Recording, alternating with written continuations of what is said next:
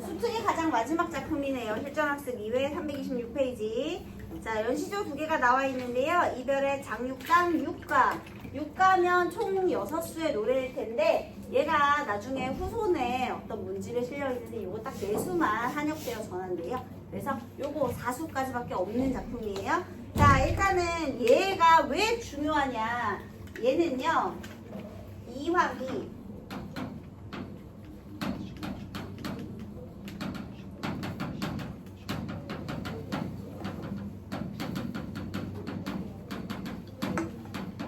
후에 도산 6곡을 짓는 데 영향을 주었기 때문에 중요합니다. 물론 도산 12곡 나중에 6곡이 발전해가지고 도산 12곡이 되잖아요. 그런데 이 도산 12곡의 서문, 발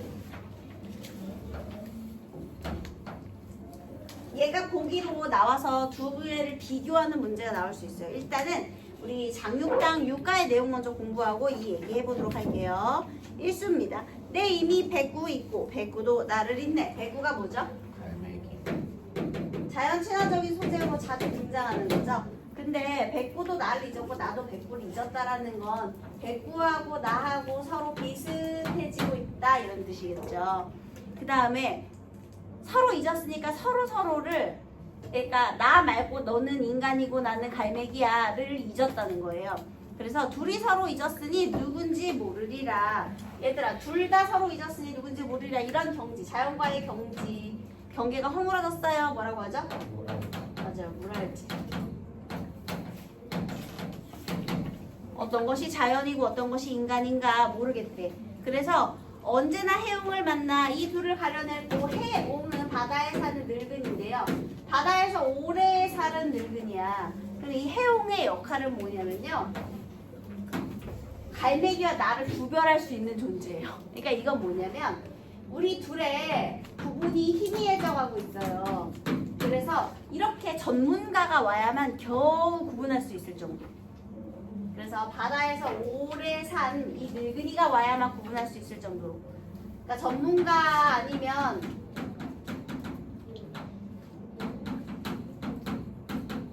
구분이 가능한 사람인데 전문가 아니면 구별 못한다는 뜻이 되겠습니다. 이해됐나요?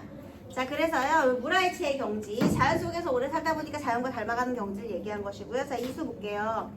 붉은 잎 산에 가득 빈 강에 쓸쓸할 때 가랑비 낚시터에 낚싯대 제맛이라. 자, 지금 붉은 잎이 산에 가득하니까 계절적 배경은 언제일까요? 가을이겠네. 단풍 아니겠습니까? 그 다음에 빈 강에 쓸쓸하대요. 사실 있잖아요, 여러분. 이별이라는 사람은요. 무오사화와 갑자사화의 연계가 되었어요.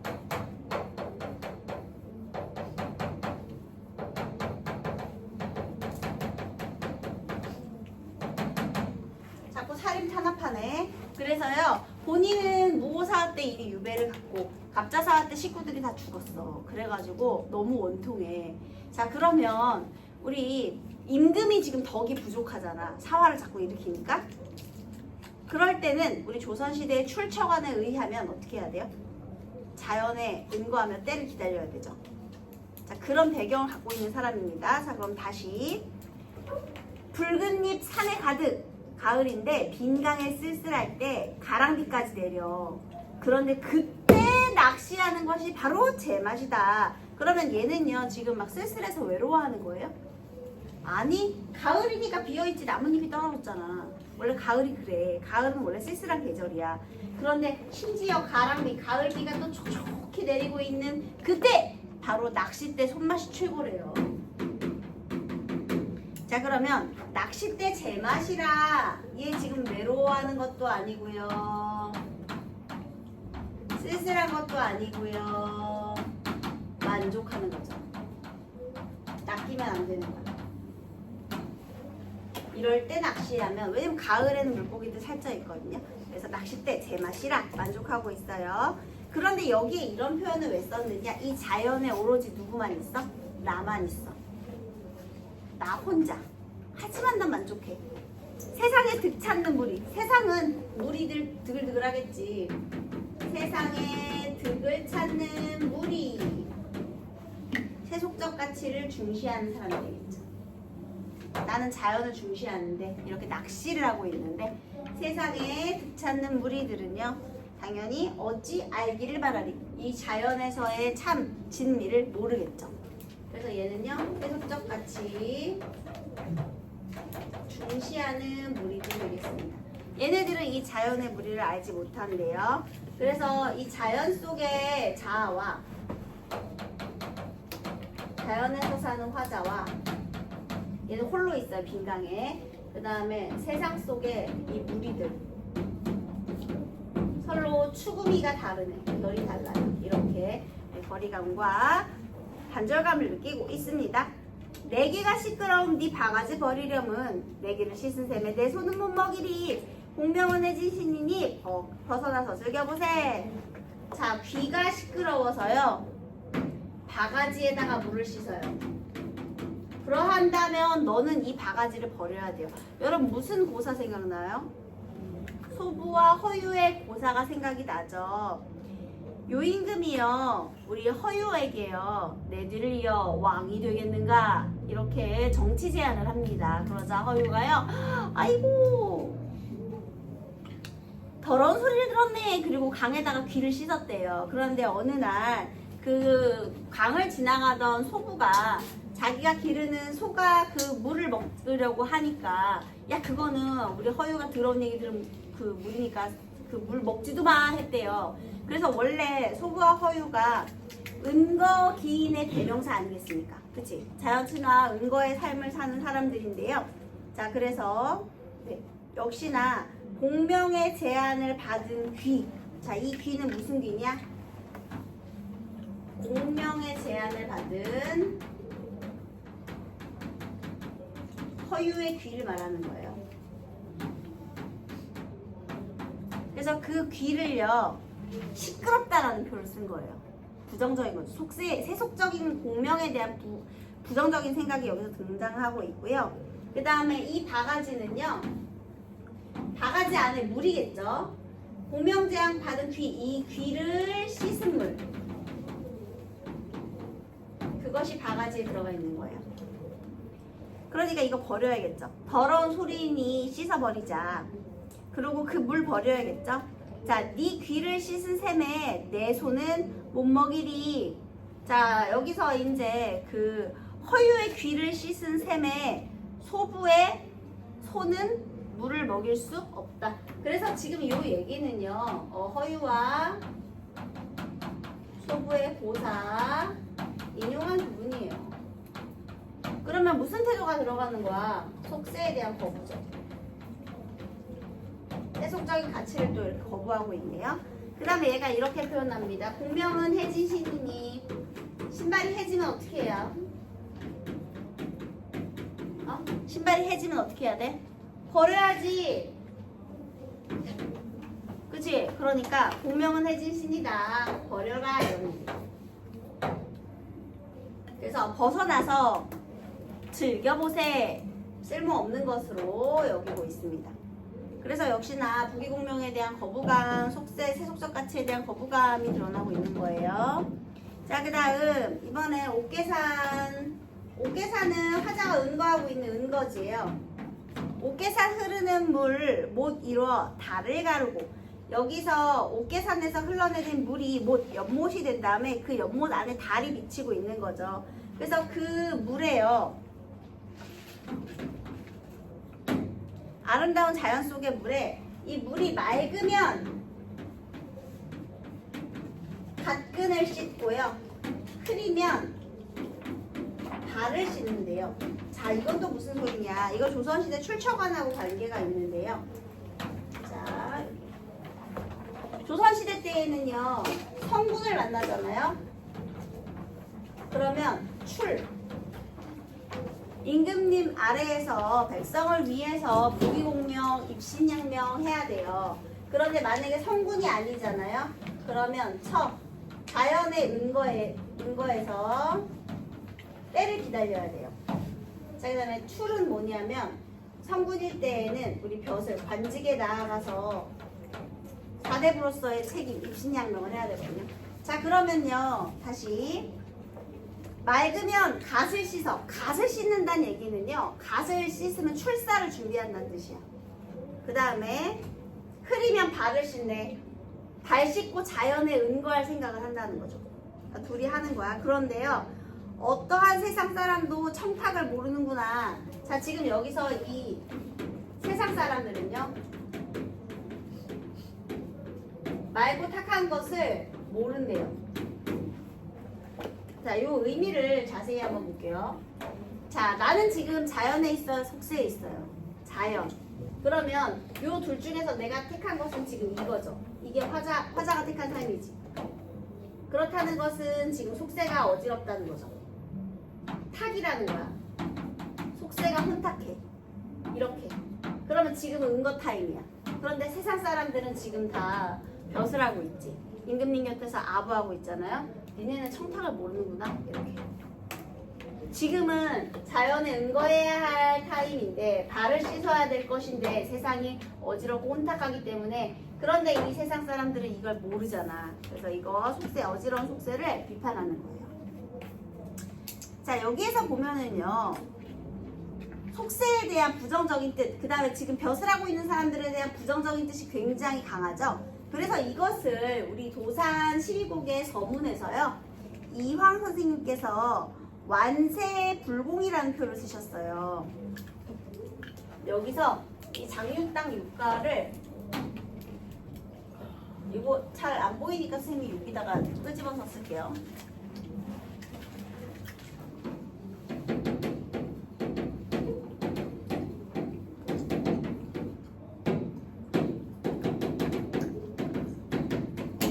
분명히 장육당 육가가 도산 육곡에 영향을 주었다라는 게 맞거든요. 그런데 여기에서 우리 도산 12곡의 서문에서 여기는 완세불공이라고 비판을 합니다. 완세불공이라는 것은 무슨 뜻이냐면요. 세상을 너무 그 논리는 불공한 뜻.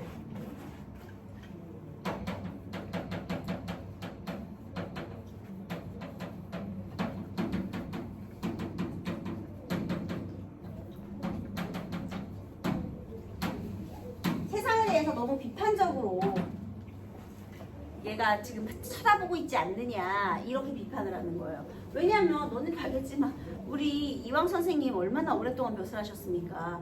그래서 여기서 이 세상의 무리들 그러면 속세를 이끌어가는 무리들이 없으면 누가 정치해? 그치? 정치하는 사람도 있긴 해야지. 그런데 너무 지금 이 세상을 이끌어가는 사람들에 대한 너무 비판적인 생각을 갖고 있다는 거예요. 그런데 이황 선생님께서는요, 이게 있으면 안 된대. 시라는 것은 일단 시를 읽었을 때 마음이 편안해지고 저절로 온화한 뜻을 드러내게 해야 된대요. 그게 뭐냐면 온유돈후예요.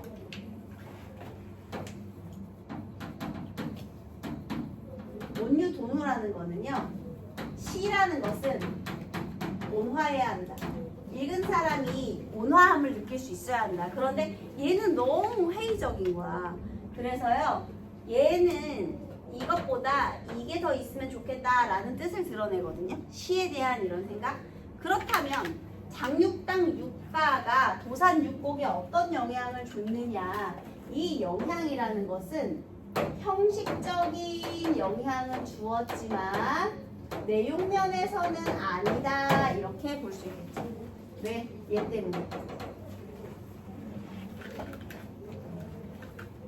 나중에 이게 이제 도산 12곡에 발에 이런 내용이 나와 있거든요. 그래서 혹시 이게 이제 보기로 같이 연계가 될 수 있죠. 그러면 형식의 영향을 받았다. 육가 육곡이니까요. 그런데 내용 면에서는 얘는 너무 세상을 부정적으로, 세상이라는 사람들 다 너무 부정적으로 바라보니까 그렇다. 얘들아, 속세와 그 다음에 자연이 단절된 것과는 또 다른 거예요. 자연 속에서 심신수양할 수 있어요, 얘들아. 속세와 단절된 공간에서 심신수양을 할 수 있어. 그렇다고 지금 세속 벼슬일 하는 사람을 싸잡아서 다 비판할 건 아니잖아. 그치? 심신수양하는 건 좋지만. 그래서 그런 내용을 잘 이해해 보세요. 자, 이번에는 신지의 영원 12장 보도록 하겠습니다. 얘는 그냥 자연 친화적인 작품이에요. 한번 볼게요. 청계상에 이제 맑은 시냇물 위에 반구정에 극목소세 풍경일다. 극목소세 풍경이 있대요. 내가 지금 반구정을 바라보는 거예요.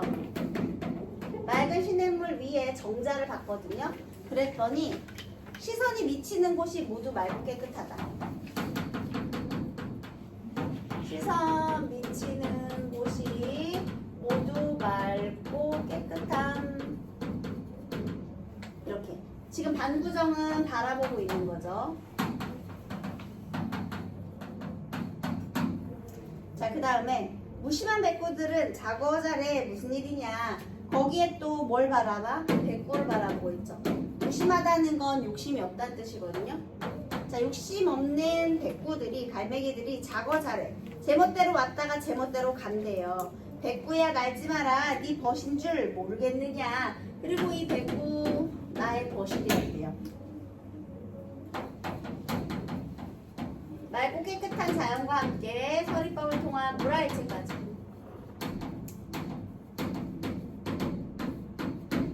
이렇게 자연 친화적인 태도 드러냈죠? 백로주 돌아들어 반구정을 돌아가니. 자, 이제 반구정으로 갔죠. 이제 반구정으로. 자, 이번엔 돌아가니 이제 간 거예요. 아까 바라보다가 다가간 거죠. 장연은 일공한데, 얘들아, 장연이라는 건 긴 연기예요. 긴 전형 연기, 박짓는 연기. 이거는 일공, 텅 빈 듯한데, 호월은 밝은 달은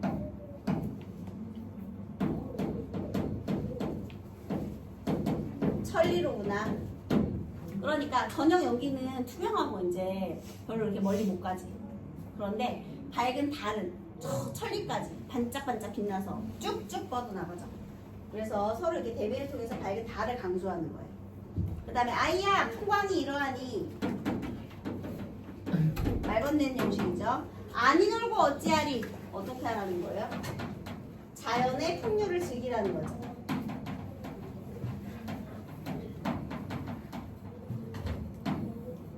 저녁 연기는 투명하게 슉 지나가고 거기 사이를 밝은 달빛이 쫙 뿌려주니까 얼마나 좋냐. 그래서 풍광이 아주 좋다. 그래서 놀자, 자연의 풍요를 즐기자, 이런 내용이고요.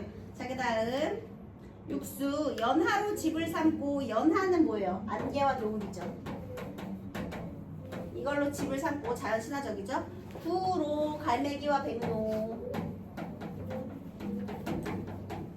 자연의 벗이겠죠. 갈매기와 백로로 벗을 삼아 팔 베고 물 마시고 반구정에 누워있으니. 자, 역시나 또 어디에서 지금 지내고 있어?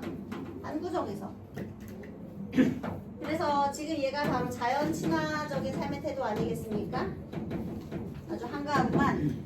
세상의 부귀공명은 헌신인가 하노라. 부귀공명, 이거는 헌신. 신발 헐었으면 버려야 돼. 필요 없는 거예요. 그래서 역시나 세속적 가치는 쓸모없는 것이다. 자연이 최고다 라고 얘기를 하고 있네요. 이렇게 자연과 세속적 가치를 서로 대비시키고 있는 거죠. 그 다음 맑으나 맑은 청량파에, 이 창랑파에, 그러니까 맑은 파도에 태을 연엽을 띄웠대요. 태을 연엽은 뭐냐면요, 태을이 신선이거든요. 연잎 같은 작은 나무배, 그러니까 신선들이 타는 배예요.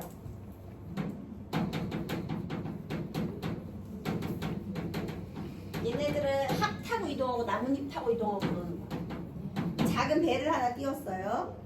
그런데 타경가 한곡조에 잠든 날 깨우거든. 얘가 지금 여기서 자연의 풍류를 즐기고 있는데 타경가가 들려오네요. 자, 타경가가 무엇이냐? 갓근을 씻는 노래. 아까 저거 있죠. 맑으면 갓근 씻고 흐리면 발을 씻네. 그게 타경가예요. 갓근 씻는 노래.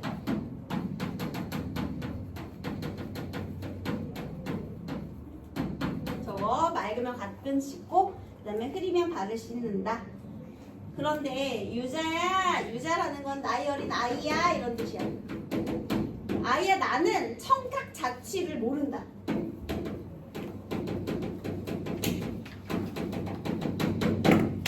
자, 그러면 타경가의 따지면요. 만약에 맑다면 출사를 해야 되고요. 흐리다면 자연의 은거를 해야 되잖아요. 그런데 나는 그거 따진다 안 따진다?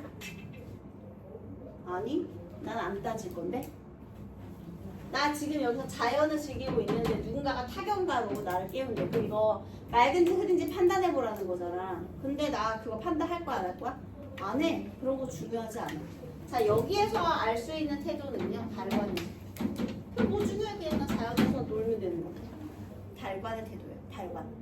청각 자취는 중요하지 않아. 그냥 자연에 즐기는 것 자체가 중요하지. 뭐 하나에 집착하지 않는 거야. 나에게는 출사도 의미가 없고. 그러니까 출사냐 아니니까 판단을 해야 되잖아. 내가 지금 성분인지 아닌지, 이 시대가 혼탁한지 아닌지. 그런 속세적, 세속적 가치 판단할 필요 없이 그냥 자연을 즐기겠다는 거거든요. 달관의 태도고요. 또는 그냥 난 자연과 더불어 살겠다라는 의지로 봐도 되고요. 그래서 이런 내용을 얘기했고, 그 다음 청사는 망고청이요. 푸른 산은요. 만고에 항상 푸르르고요. 유수 흐르는 물은 주야 밤낮으로 류 흐르는구나. 그래서 산의 청, 산의 푸르름은 항상 청 푸르르고 흐르는 물은 항상 흐르고 흐르르 끝이 없구나. 그치지 않는 이 자연을 보는 거죠. 자, 그러면 끝없는 자연을 본바다 우리도 그치지 말고. 어머나, 이거 어디서 많이 본 거야? 그 도산 12곡에 나오잖아요. 그래서 맨 마지막에 우리도 이렇게 만고상청하겠다라는 게 나오는데 여기도 똑같아요. 우리도 그치지 말고 산수같이 하겠다. 그러면 자, 우리 자연을 본받아서 어떻게 하라는 거야? 산수처럼 그치지 말고 뭐 하자는 거야? 자연의 이치를 따르는 삶인데요. 어떻게 하자는 거야? 그치지 말고 학문 회영하자. 그래서 우리 도산 12곡의 언학에 나왔던 태도하고 똑같이죠. 학문 수양을 한다는 것과 그 다음에 벼슬길에 나아가는 건 다른 문제예요. 학문 수양은 내면의 수양입니다. 성리학에서는. 자연 속에서 원래 놀고 자빠지는 게 아니고요. 자연 속에서 원래 학문 수양 해야 되는 거예요. 자연에 애초에 들어온 목적이 뭐야? 군자가 되려고. 군자는 뭔데? 내면의 선한 본성을 깨달아야 되는 거잖아요. 그래서 자연 속에서 이렇게 자기 내면을 갈고 닦는 일을 중요하게 사대부들이 생각하기 때문에 이런 내용이 되겠습니다. 자, 문제의 답을 맞춰보도록 할게요. 네. 달관이 청탁 상관없이 그냥 자연 즐기는 거죠? 네. 1년 첫 번째 주에 설명. 이거? 네. 이거 뭐? 설명 못 들어가지고. 이거? 천계산 반구정의 금목소세 풍경? 네. 아, 이거는 뭐냐면요. 반구정을 바라보니까 금목소세. 이제 시선이 미치는 곳이 다 맑고 깨끗하구나. 이런 뜻이에요. 반구정을 보는 거죠? 네네. 여기는 본 거고 이제 여기서 더 들어가서 즐기는 거죠. 네, 그 다음에 백구야 날지 말아니 벗은 줄 모르겠느냐. 이제 자연과의 경계가 허물어져서 물알치의 정서를 느끼는 거죠. 선경우정으로 본 거예요?